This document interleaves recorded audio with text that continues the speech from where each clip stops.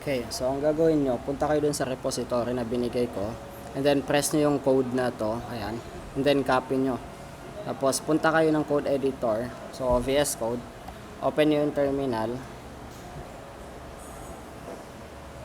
Ayan na. So pag open nyo, git clone. Kasi i-clone natin yung repository. And then lagay kayo ng // sa dulo. And then after nan, cloning na siya. Ayan, wait natin. So dito kung mapapansin nyo, meron na tayong file. Ayan, no? So ang gagawin nyo is git checkout -b and then yung pangalan nung branch nyo. So for example sa akin, Marvin Saik, no? Kasi ang target natin dito is yung pangalan mismo natin yung magiging branch.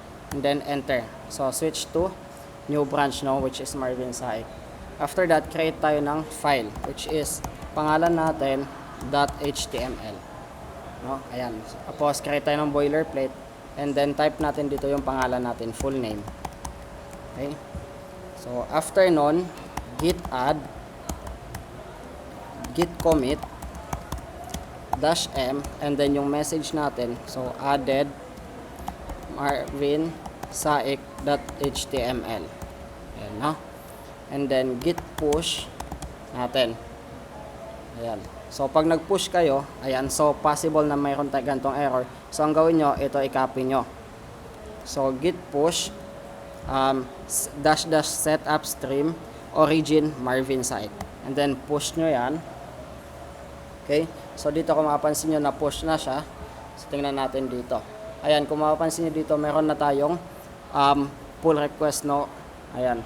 So compare lang. Ako nang bahala dito, no? Iko-compare ko na lang. So bali ang mangyayari is i-message nyo lang ako sa GC para ma-merge ko, no, yung gawa nyo doon sa mismong repository. Okay?